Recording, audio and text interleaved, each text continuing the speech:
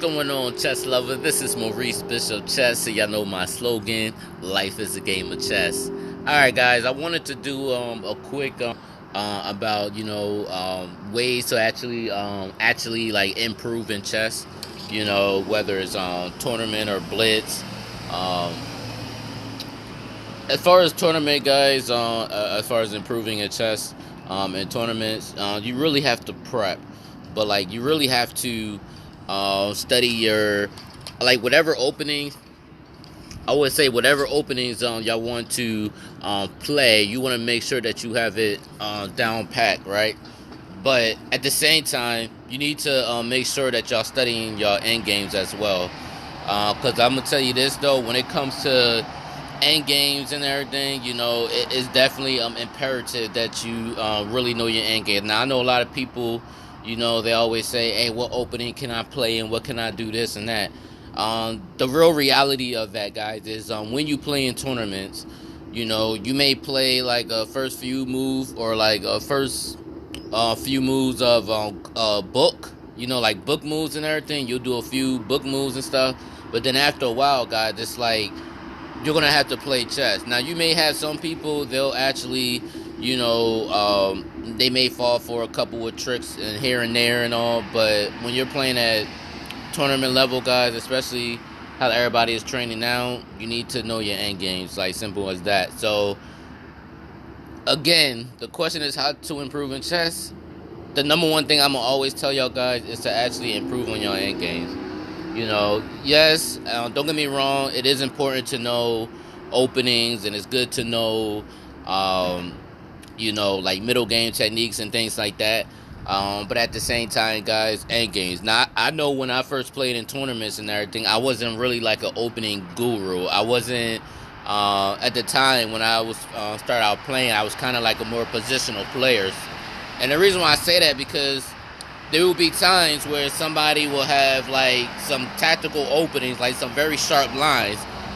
I wouldn't really know exactly, really how to um, counterattack, but I was really good at the time on defending. Like I could really defend very well, and I knew the principle of, if they start an attack, you need to exchange all their attacking power away.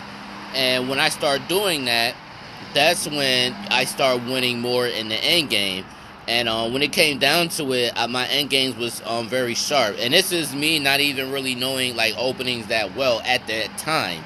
Majority of my games was won on end game. And again, guys, it'll be people that will like crush me in the opening, like really crush me in the beginning. But then luckily I knew my end game very well. A lot of losing positions that I had wound up turning to winning positions. So it just, I'm telling you guys, I mean, I can't stress that enough, guys. End games, end games, end games. Now, y'all might be asking, what end game books can I actually look at? Um, to be honest with you guys, the end game book that I definitely recommend is the Van Perlo end game tactics. So um, that's something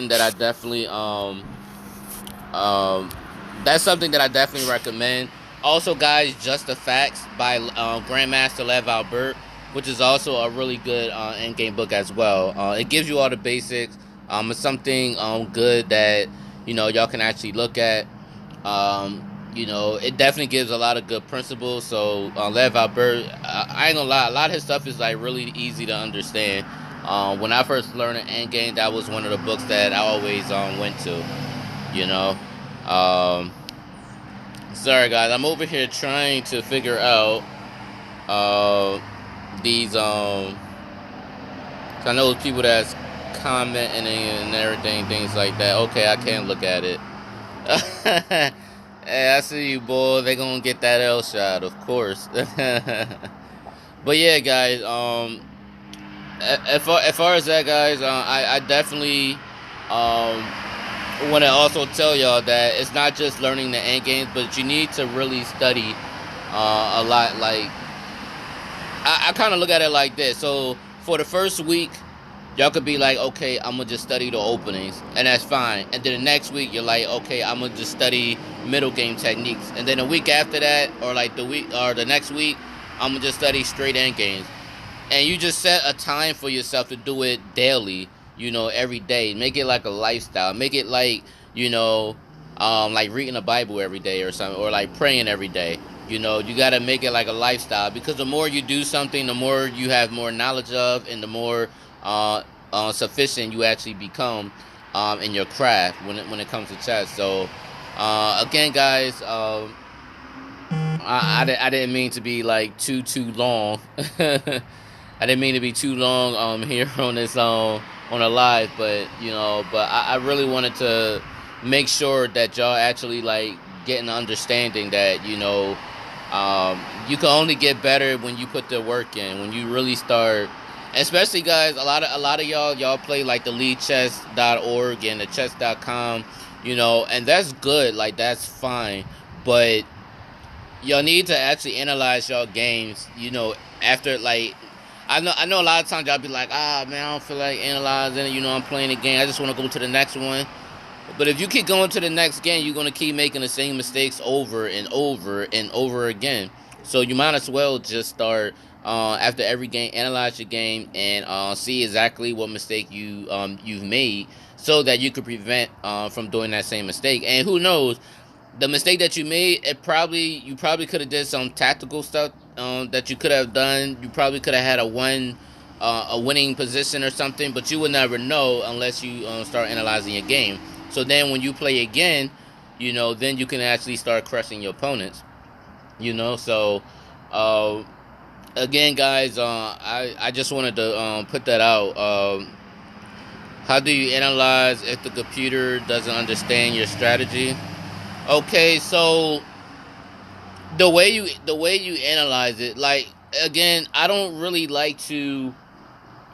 This is what I do first. If I look at my game, I'm gonna analyze it first, and I want to look at everything, and that's the kind of like the way that I analyze first. I analyze my position first without using an engine, because I don't want to, like, solely, stress or be upon the computers and everything, because I know a lot of times they don't have the understanding like humans do, but certain positions, like if it's like a complex position, I'll use the engine, and I'll do it that way. As far as, like, especially like, for instance, guys, the L shot system, the computer definitely ain't gonna agree with me every single time with certain things, but using some of the engine and using some of its approval moves and everything, or some of the moves that it does do, I'll recommend it and everything. But it has to make sense to me, because a lot of times people would like go through the engine or go through the computer moves, and then they'll do it, but they won't really understand why they're doing it. And my thing is, you should never do a computer move if you don't really understand it, or if you don't get the concept of that move. If you can literally explain yourself, or explain the moves to yourself and actually understand, because, or just couldn't see it, you know what I mean? So not every time you can really trust the engine, but that's why I always say, guys, it's just better, like, to like study, study, analyze your own games, and really think. One of the questions that somebody asked me is, how do I think, the best move? The thing is, guys, you'll never ever, even grandmasters to this day, don't always have or think the best moves. Maybe to them they will, or to a lot of us will be like, oh yeah, he a grandmaster, and yeah, maybe that gotta be the best move because he a grandmaster. Wrong, guys. Even grandmasters make wrong moves and things like that. So, um, but in order to improve your calculation vision, your tactical vision, especially tactical vision, take the rush, which is actually pretty cool. But to be honest with you, puzzle rush is actually pretty cool for like people that are bullet chess players and stuff like me.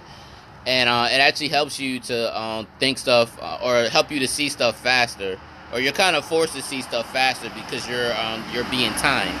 So I always say, go through the puzzle rush, do that, but also like the tactical puzzles that y'all may have, definitely go through them and study it, and study the techniques. Go through it. Y'all should be looking at tactical puzzles every single day, guys. I cannot stress that enough. To this day, I still look at tactical puzzle to refresh my mind, um to make sure like when I'm playing online, I can actually see tactical stuff or tactical shots faster than other. Because y'all probably be asking, man, how do these people see tactical shots fast?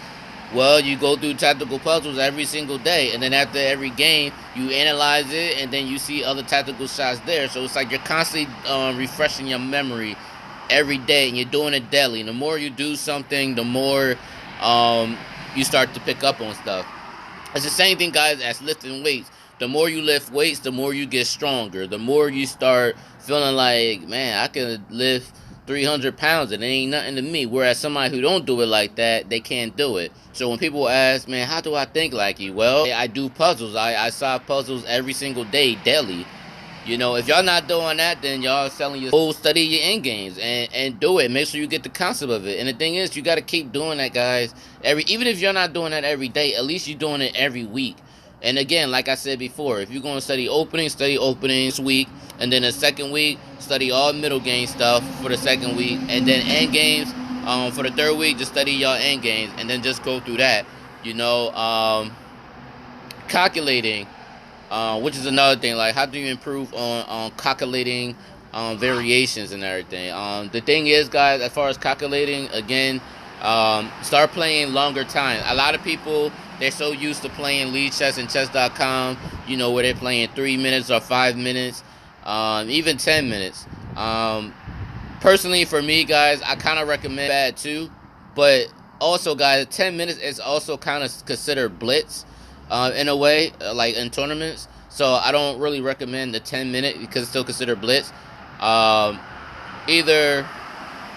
I mean, y'all could do maybe 15, 20 minutes, 25 minutes.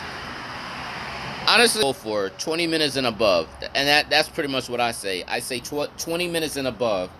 If you do 20 minutes and above and everything, that's when it'll give you more time to think, you know. And honestly, guys, and what I would do, make it like an actual tournament. Make it like it's an actual, even though you're playing online, play it as if you're about to play in a tournament. Get your notepad out, your pen, and, you know, just, you know, you already got the clock on the computer. Write your notation down. Do it like you're actually at a tournament and everything, and really like think. And then whatever mistakes you made, then after that you analyze your games.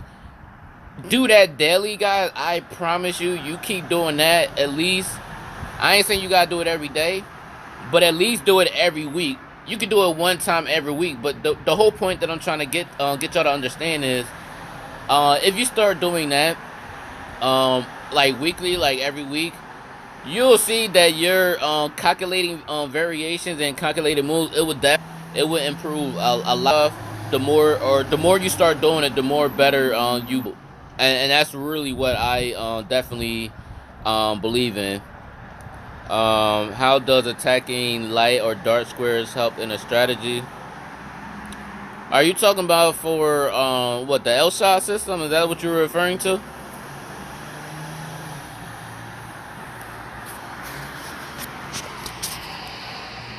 Trying to see what you're saying. How does attacking light or dark squares help in the strategies? Oh, you just saying strategic, like in general. It depends. It really depends on the position, though. Oh, you saying like an L shot? So, all right. So a lot of y'all L shot lovers and everything that y'all have, you gonna get this L shot today. All right, guys. So I'm gonna tell you this. So with the L shot, when you're attacking the light squares, obviously when you're white, if you're playing the white pieces, you're attacking the light squares. But then when you're black, you're attacking the dark squares. But it's a little bit different. So the last video that I showed with the L shot, it was me playing. I was playing the black pieces, and I played against a strong 2300. Now, even though I was black at that, no, I'm sorry, I was the white pieces. I played the L shot with the white pieces, and obviously I was telling y'all I was going for the light square weaknesses, which is what I was doing in the beginning. But then the position changed when he started making mistakes, and then that's when I start attacking the dark squares, because he didn't have his dark square bishop, and his king was pretty much closed on the dark squares. And I just started attacking the square. So it really depends on the position, guys. So not every time, if you're playing a white pieces, you're going to be attacking the light square weaknesses. Yes, it's very possible. In the majority of the games, that's what happens. But not every game do you get when you're just attacking the light square. So when it comes to the strategy wise, you really have to have better judgment, and kind of use common sense, guys. When you're looking at different or attacking weak squares and everything. If y'all don't know what I'm talking about, y'all can definitely go through the My System book, the Aaron Nizovich. I know a lot of y'all probably like, man, that is a boring behind book.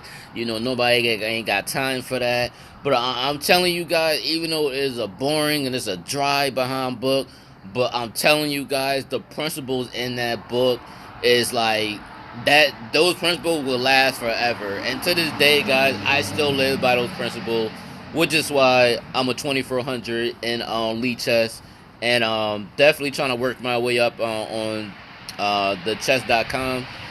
But I'm telling you guys, like, listen what I'm saying. My system book and even all the other title players and everybody else, they live by those principles of the My System. So if y'all ain't got that My System book, honestly, and to be honest with y'all guys, there are a few title players that I know personally who the only book that they read was the My System book, and that's all they went by. They went by the My System book, and that was it.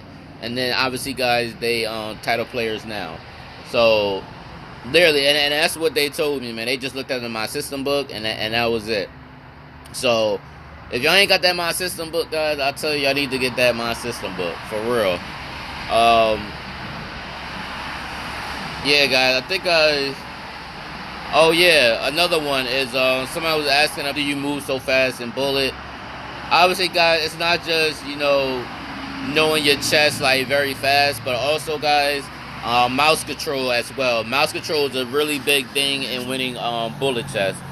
Definitely choose an opening. At least, guys, when I play Bullet chess, I choose openings that are very, very sharp, which is also, guys, the openings that I have in my Maurice Bishop University.